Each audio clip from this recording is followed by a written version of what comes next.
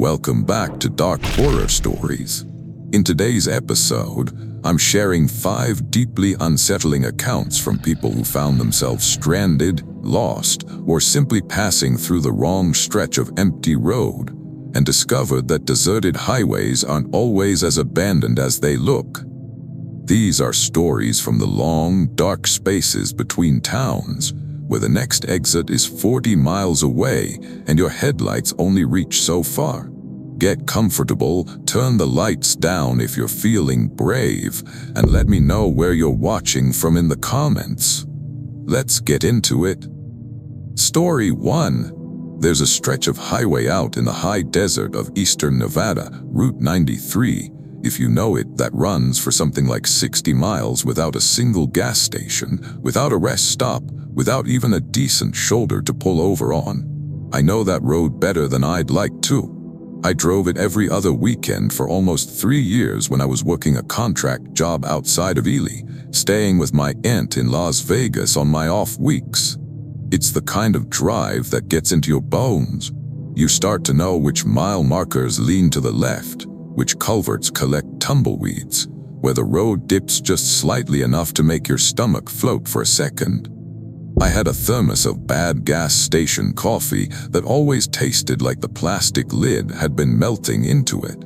A hand-me-down Ford F-150 with a crack in the windshield I kept meaning to fix, and a playlist of maybe 40 songs I'd heard so many times I didn't really hear them anymore. The weekend this happened, I want to say it was late October, maybe early November. The nights had gotten cold enough that I could see my breath when I stepped out to fill up in Ely, and the scrub rush along the highway had gone that particular dead gray-brown that desert plants go when the season turns. I remember I'd been running late leaving the job site, something about a water pump that needed signing off on. By the time I hit Route 93 heading south, it was already past 9, and the sky had that thick darkness that only happens in the desert. No ambient glow anywhere, stars so bright they almost looked like a second road above me. My phone had service for maybe the first 8 miles, then nothing. That was normal. I had a paper atlas in the door pocket, my aunt had laughed at me for it, and a flashlight in the glove box. I kept the atlas mostly because I liked the weight of it. I hadn't actually unfolded it once. I was somewhere around mile marker 40-something, I think. Maybe 42. I'd been watching the odometer out of habit, the way you do on a long, empty drive just to have something to track. That's when I saw the car. It was pulled over on the shoulder, driver's side tires off the asphalt, hazard lights blinking. An older sedan, dark-colored navy or black, hard to tell. I slowed down as I passed. No flat tire visible. No one standing outside. I crept past at maybe 20 miles an hour, trying to see through the windows, and there was someone in the driver's seat, just sitting there, still. I told myself maybe they'd pulled over to sleep or to take a call in the rare window of service that sometimes opened up around there. People do that. I kept going. I'd gone maybe another mile when I started feeling strange about it. Not scared exactly, just unsettled, the way you are when a detail doesn't sit right but you can't name why. The person hadn't moved. At all. Most people, even sleeping, have some restlessness to them. I'd looked right at the driver's side window, and whoever was in that seat had been perfectly, completely still. I kept driving. I put it out of my head for a while, got back into my playlist, finished the coffee. Then maybe 10 minutes later, I came over a low rise in the road and saw hazard lights again. I thought I'd somehow looped around, which isn't possible. It's a straight highway, but it was the same car. Same dark sedan, same blinking lights, same position on the shoulder. I checked my odometer. I'd gone 11 miles since I'd passed it. I pulled over this time, left my engine running, left my lights on. I sat there for probably 2 minutes telling myself it was a different car, just happened to have broken down in the same way, same spot. It was almost identical. I finally got out, left my door open and walked toward it. The car was empty, I mean completely empty. No one in the driver's seat, no one anywhere. But the hazards were still going, the engine was off. I got close enough to see inside, a fast food bag crumpled in the passenger seat, a phone charger dangling from the center console, a child's sneaker on the back seat floor. Just one sneaker, small Velcro straps, the kind detail that makes something ordinary suddenly feel wrong. I backed up and got into my truck. I drove fast after that. Not panicked, I want to be honest. I kept telling myself there was a reasonable explanation. Someone had abandoned it after breaking down, walked to wherever. Somehow the same car twice was just me misremembering the mile marker. I was tired. I'd been working long days. Then I saw it again. Mile marker 31, same car, hazards going. And this time, standing just beside it, facing away from me, was a figure. Tall. Very tall, actually. I noticed that even from a distance, because its head came up noticeably higher than the roof of the sedan. It was standing with its back to me, arms at its sides, and I slowed without meaning to, just a reflex. The figure didn't turn, didn't react to my headlights at all. I could see it was wearing what looked like regular clothes, jeans, and a dark jacket, but the proportions were slightly off in a way I couldn't immediately explain. The arms were too long, not grotesquely, just enough that they hung below where they should, hands almost at mid-thigh. I drove past without stopping, floored it actually. I watched it in my rearview mirror and it never turned around. Never moved at all, just stood there beside that car as my taillights shrunk away. The hazard lights disappeared from my mirror and I exhaled, and I told myself it was a tall person. Some people are very tall. They were standing in an odd way. The lighting made everything look strange. I almost had myself convinced by mile marker 20. Then my headlights caught something on the road surface ahead of me. I hit the brakes without thinking.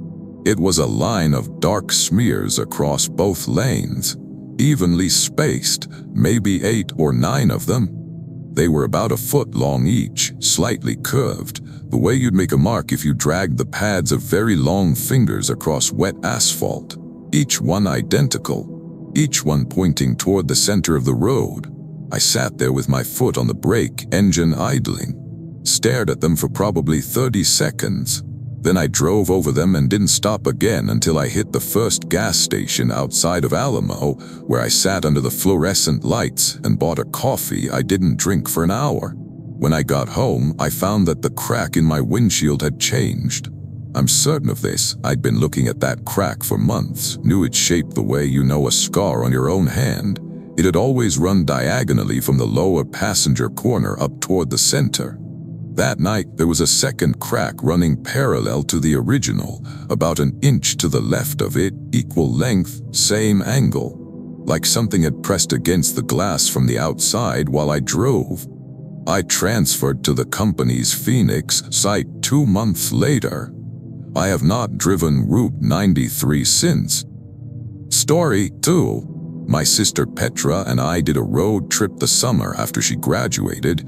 She'd just finished her environmental science degree, and I'd taken a week off from the restaurant I was managing at the time. We had this plan to drive from Portland down through Oregon and into Northern California. Nothing too ambitious, just 2 siblings who'd barely seen each other in 4 years trying to get reacquainted over bad snacks and good scenery. Petra's always been the organized one. She had a binder, an actual physical binder with printed route notes and accommodations and a list of things she wanted to see. I mostly just wanted to drive and not think about inventory reports for 7 days. We got into trouble, and I mean that loosely at the time on day 3. We detoured off I-5 to take a smaller state route through this stretch of Cascade foothills because Petra had read about a viewpoint she wanted to photograph. The road was beautiful in the early afternoon. Dense fir trees on both sides, occasional meadows, the kind of Pacific Northwest scenery that looks like a screensaver. We had a full tank of gas, a bag of pretzels that was already mostly gone, and a podcast playing that neither of us were really listening to. The viewpoint was underwhelming. Petra took exactly 2 photos and declared it not worth the binder entry. And by the time we turned back onto the state route heading south, the light had started to go. We hadn't realized how much time we'd spent just driving slowly and talking. The sky went from gold to gray to that deep charcoal blue very quickly, the way it does under tree cover. The first thing I noticed was the road signs, or rather what had been done to them.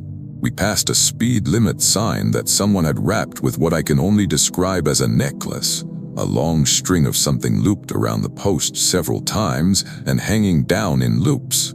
I thought it was fishing line at first. When Petra held her phone light out the window as we passed, we could see it was wire and small pale shapes hanging from it at intervals. Later she said she thought they were animal teeth, chunks of jaw maybe, still with some teeth attached. I told her they were probably just shells or chunks of white bark, some kind of decoration a bored local had put up. She agreed with me, but her voice had gone flat when she did. We saw the same kind of thing on the next sign. Same wire, same hanging shapes, and this time something that looked like it had been scratched into the metal face of the sign itself. Not letters, more like hash marks in groups of 3. I turned the podcast off. Neither of us said anything about that. The forest had gotten denser and the road had gotten narrower, not dangerously narrow, but narrow enough that headlights from an oncoming car would have filled the whole space. We didn't pass any oncoming cars, or any cars at all. Petra opened her binder to check the route. She'd printed the map out, actually printed it, and told me we should hit the junction with the main highway in about 12 miles. 12 miles felt long right then. It was around mile 8, I think, when we heard the sound. I want to be precise here because Petra and I have talked about this since many times and we agree exactly on what it was: knocking. 4 knocks, evenly spaced, coming from the driver's side of the car. From outside at window height. I looked left immediately. Nothing there. Trees 6 feet off the shoulder, dense black shapes in the headlights' peripheral glow. The road surface was pale gray ahead of me. Nothing. I said, branch. Neither of us believed it. We'd been going 40 miles an hour on a straight road with nothing close enough to touch the car. 3 minutes later, same thing, 4 knocks. This time I slowed slightly, nothing visible on either side. Petra said, very quietly, "Don't slow down." I sped back up. The thing I keep coming back to, and this is the part that I genuinely cannot explain away, is that when the knocking came a third time, it came from the roof. Not a thump like a falling branch, not a skitter like road debris. 4 deliberate knocks, each one slow, each one the same weight, moving from the front of the roof to the back as if something had placed its hand, something with a wide hand, flat on the metal, and dragged it slowly rearward. I didn't slow down that time. I accelerated. Petra had her eyes closed. She told me later she was counting her breaths to stay calm, something she'd read about. I appreciated that she didn't scream because I think if she had, I'd have run the car off the road. The knocking didn't come again, but for the next 3 miles, every few minutes, I could see something moving in the tree line to my left. Not following exactly, more like appearing, then disappearing, then appearing further ahead, like it was moving through the trees faster than I was moving down the road. The trees were too close together for anything to run at that speed. I kept telling myself it was the headlights playing through the branches, the edge of the high beam creating shadow shapes that pulsed as I moved. I almost had myself believing that. Then it stepped out onto the shoulder. Just for a second, long enough for my headlights to hit it full on. I can tell you exactly what I saw. A shape crouching on the edge of the asphalt, low to the ground, arms spread outward for balance. The face was angled toward the car, but there was no face, just the smooth round back of a head turned somehow forward, like the head had been placed on the body the wrong way around. It wore nothing. The skin was very pale and textured in a way that made me think of something dried and cracked, like old clay. It was small, actually smaller than I would have expected, maybe 4 feet at the shoulder, even crouched. Its fingers spread out on the asphalt made long shadows.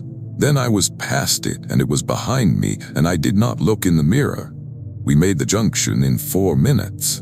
We got on the highway, found a motel outside Medford, and sat in the parking lot for 20 minutes before we could make ourselves go inside. The aftermath proof, as my sister calls it. In the morning, we found 3 long pressure dents in the roof of a hatchback, running front to back, each one slightly indented, like something had rested its weight there. The rental company charged us for it. We paid without explaining. Petra still has the binder. She's never taken it on another road trip. Story 3. I want to be upfront that I'm not the kind of person who spooks easily. I ran a long-haul trucking route for 11 years, I-40 east to west, all the way from Barstow out to Albuquerque, then back again. I've driven in every kind of weather, every time of day, in states of sleep deprivation that probably should have disqualified me from operating a vehicle. You develop a relationship with the long, empty hours. Most people find night driving unsettling.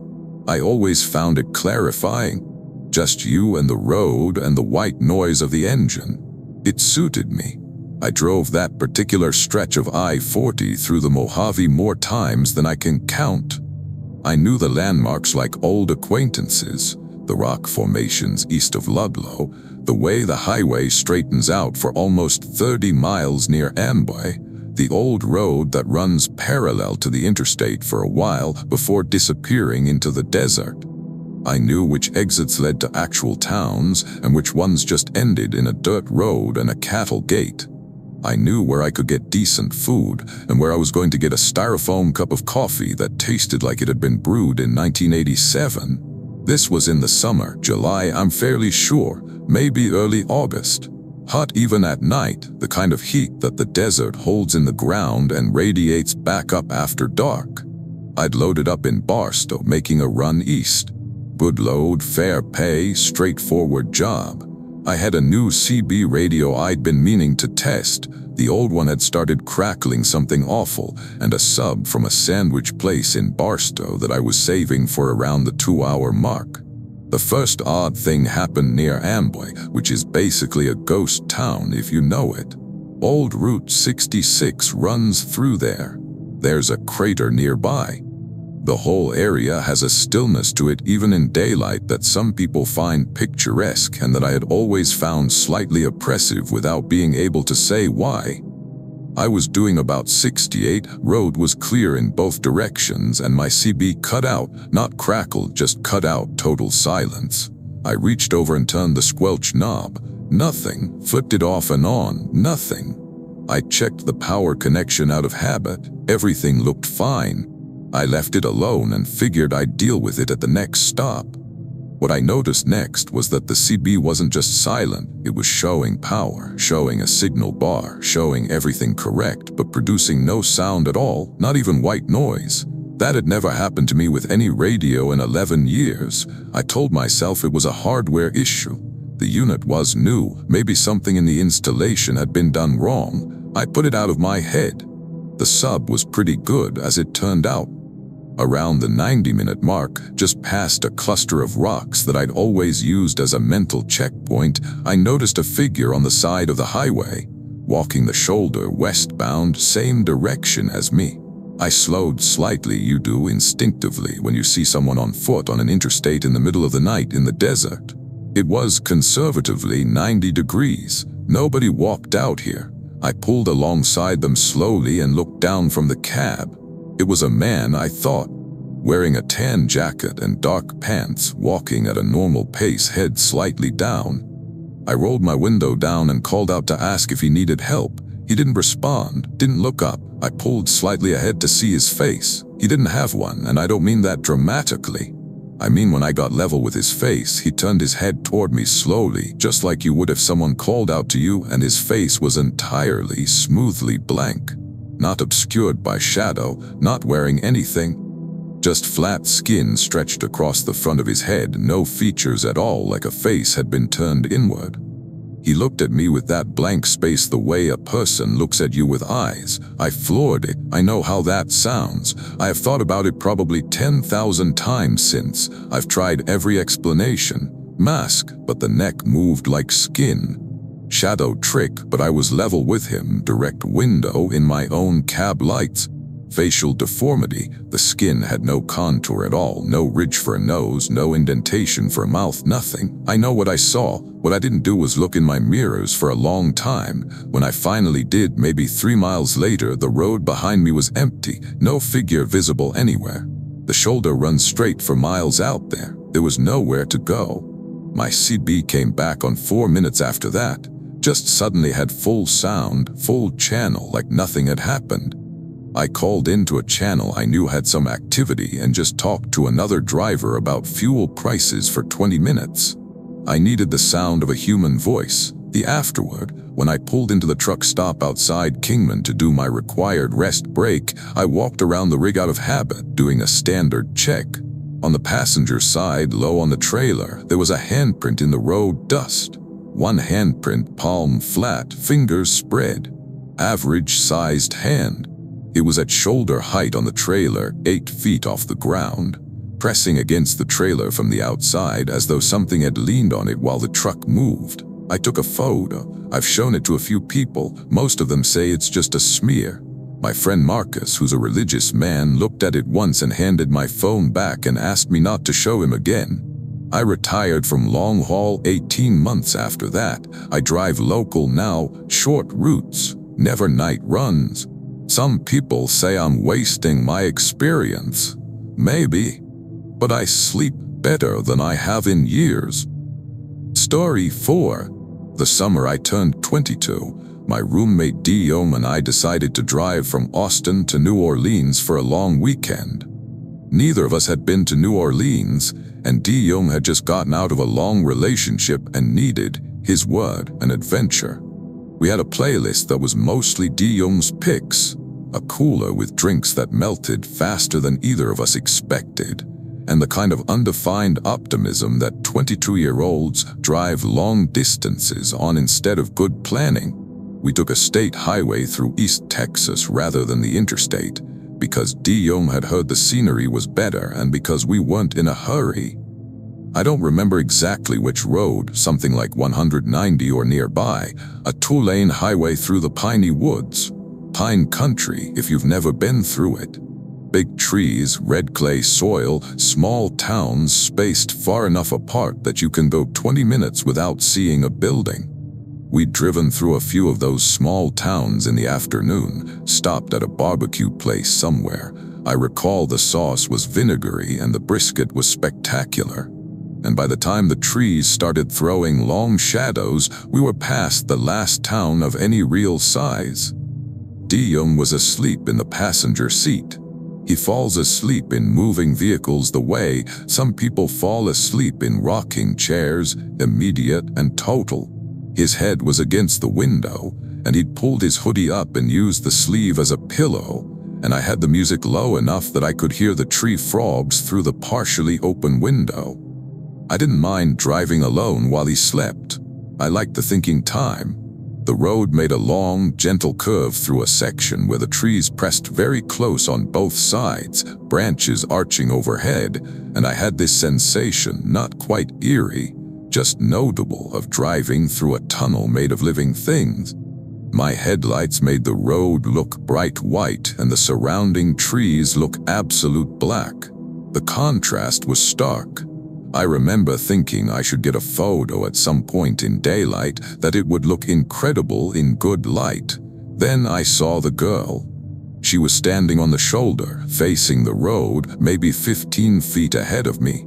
I hit my brakes, not a panic stop, just a reflexive slow, because you don't expect someone standing on a highway in the trees at this hour, and she was young, maybe 14 or 15 by her height, wearing what looked like a summer dress that was very white in my headlights. I slowed to a crawl. Guillaume woke up. He made that half-conscious noise of someone pulled out of good sleep and looked out the windshield. I heard him pull himself upright. The girl wasn't looking at us. She was looking straight down at the road surface, standing perfectly still. As I came up alongside her, I realized her dress wasn't just white because of my headlights. It actually was white, almost luminous, and it was dry, even though it had rained earlier in the day and the road surface was still slightly damp. Her feet were bare. Her hair hung straight down around her face, so I couldn't see her expression. I rolled my window down and she raised her head. Her eyes were open wide. Not the wide of surprise, the wide of someone who doesn't know how to blink or has forgot. She had a very round face, very pale, and she stared at me without any recognition, without any fear, without any expression I can map to a human emotion. Just open, staring. I asked if she was okay. She smiled, and the smile went too wide, not cartoon wide, but past the natural limit of a human smile, stretching past the corners of where a mouth should end into her cheeks. The skin there didn't wrinkle the way skin does when you smile. It moved differently, like something pulling threads from the inside. Guillaume said very clearly, "Drive." I drove. I looked in the mirror. She was standing in the center of the road, watching us go, still smiling, and then the curve took her out of view. Guillaume and I didn't speak for maybe 5 minutes. When he did speak, he said, "I want to say that was a real person." I said I did too. Neither of us said what came next. We drove straight through to the Louisiana border without stopping. Whatever Guillaume's feelings about adventure were before that drive, they had changed significantly by the time we crossed the Sabine River. The morning we arrived in New Orleans, we found Guillaume's phone had taken a photo. Not saved, there was no photo in his camera roll, but a photo was opened as the last app used on his phone when he unlocked it in the morning. A photo of the inside of our car, taken from the back seat. The angle was from the center rear seat, looking forward between us at the windshield, with the dark road and tree tunnel visible ahead in my headlights. Neither of us had been in the back seat. His phone had been in his lap when he fell asleep. We spent 3 days in New Orleans. They were good days, mostly. But both of us had our chairs pushed to the walls at every restaurant, and we slept with the lights on, and we took the interstate home. Story 5. My grandmother left me her house when she died. That's the short version. The longer version is that she left it specifically to me, bypassing my father and 2 aunts, which caused a family drama I'm still not entirely clear on. And the house came with 12 acres of land in rural Mississippi, maybe 40 minutes off the main highway down a county road, then another mile down a dirt road off that. I'd visited as a kid, maybe 3 times. I remembered it being remote in the way that felt magical when you were 8, the space, the dark nights, the sound of nothing. When I inherited it at 34, I had no idea what to do with it. I drove down to look it over in March. I'd taken 3 days off work. I was doing insurance claims at the time, deeply unglamorous, don't ask, and my plan was to assess whether the place was worth keeping or should be sold. I'd brought enough food for 2 nights, a sleeping bag since the electricity had been off for 2 years, and my dog, a 7-year-old shepherd mix named Bruster who has never met a situation he wasn't willing to lie down in the middle of. The house was in better shape than I'd feared. Small and old, white clapboard, a big covered porch. The land was open near the house, then gave way to woods on 3 sides and the access road on the 4th. The county road, the one that eventually connected to the main highway 30-odd miles away, was the only way in or out. My phone had service occasionally if I stood in exactly the right spot near the porch railing. I'd charged a portable battery before I left and brought the paper notes from the estate attorney in a folder. Bruster seemed fine. He explored the yard, found what I assumed was a rodent burrow under the porch, tried to eat a pinecone. Normal dog behavior. I noted that and felt reassured by it, which tells you I was already slightly on edge without acknowledging it. The first night was uneventful. I ate crackers and canned soup, read through the estate documents by lantern light, fell asleep in the sleeping bag on the old sofa with Bruster at my feet. I slept better than I'd expected, actually. The second morning I walked the property line. The lawyer's paperwork included a rough map that I'd printed out, and I wanted to actually see the edges of what I owned before deciding anything. It took most of the morning.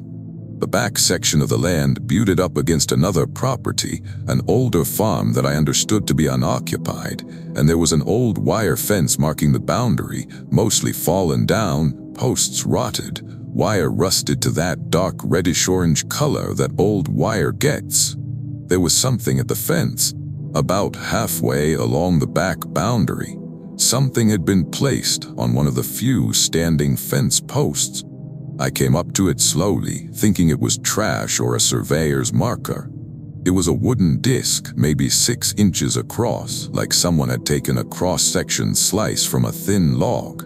On one face, something had been carved, not text. A pattern of concentric circles with a mark at the center that looked almost like an eye or a knot, and 4 straight lines extending from it at cardinal points. The carving looked old, the wood around it had darkened and the cuts had softened at the edges with weathering. But the disc itself had been placed recently. The grass beneath the post had been flattened by it, and the flattened circle was still green underneath, not yellow the way old matted grass goes. I stood there for too long looking at it, and then I told myself it was some kind of boundary marker, an old property custom I wasn't familiar with, maybe something a previous neighbor had done years ago. I left it and kept walking. That afternoon, Bruster stopped going past a certain point in the yard. The yard runs about 80 feet from the porch to where the tree line starts, and he'd been ranging freely all day, but around 3 o'clock he started coming back before he reached the last 20 feet. Each time, he'd stop, sniff the air, and return to the porch. The 4th time I watched him do it, I walked out there myself and looked at the tree line, nothing there that I could see. Bruster sat at the edge of the yard and watched me with what I can only describe as patient concern. I went inside before dark. I told myself I was tired from the walk. I woke up at some point in the night, I don't know what time. I'd left my phone in my bag and hadn't checked it, to Bruster growling. A low, constant growl, not his alert bark, which is short and sharp, but the sustained warning sound I'd only ever heard him make twice before, both times when a stranger had come to the door uninvited. He was standing on the sofa beside me, facing the front window. The window faced the porch faced the yard and the road beyond it. Something was on the porch. I could hear the boards flexing under weight, slowly, irregularly. Not a steady walking pace, more like something shifting its weight, moving to a new position, waiting. Bruster's growl didn't escalate. It stayed that same low, steady register. I didn't move for a long time. I'm going to be honest about that. I lay in the sleeping bag with my hand on Bruster's back, and I did not move because some part of my brain had decided that being completely still was the only correct option. The porch boards flexed again, then a pause that felt too long. Then the scratching started on the window glass, not frantic, methodical.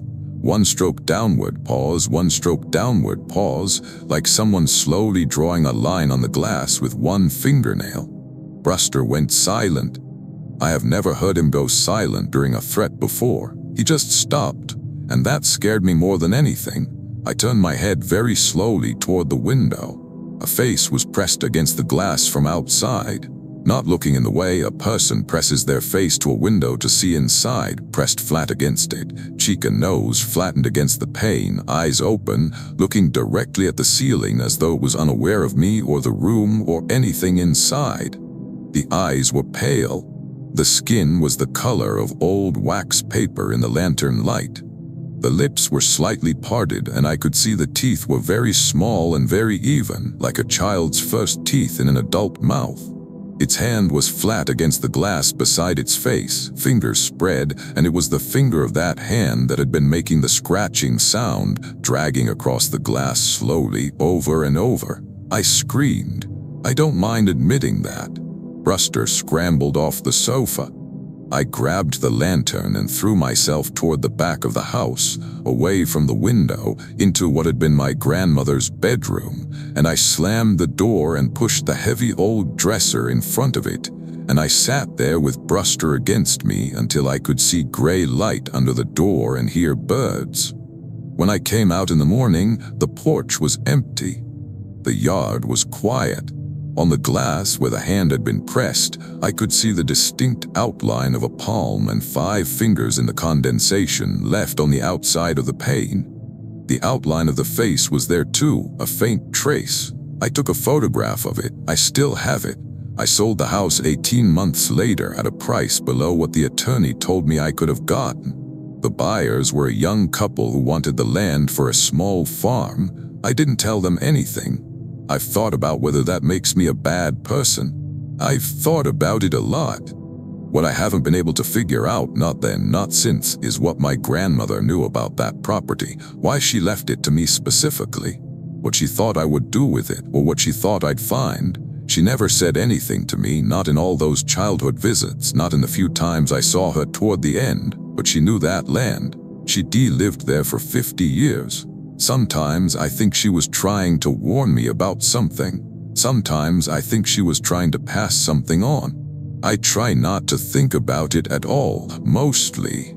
It doesn't work very well. Thanks for watching. If these stories got under your skin the way I hope they did, hit that like button and subscribe. There's a lot more where these came from, and I add new stories every week. Drop a comment letting me know which story stuck with you most, and if you've got your own experience from a long, empty road, I'd genuinely love to hear it. Share this with your friends who like to stay up too late being unsettled. Until next time, travel safe, keep your tank full, and if you see someone standing very still on the shoulder of an empty highway at night, please just drive.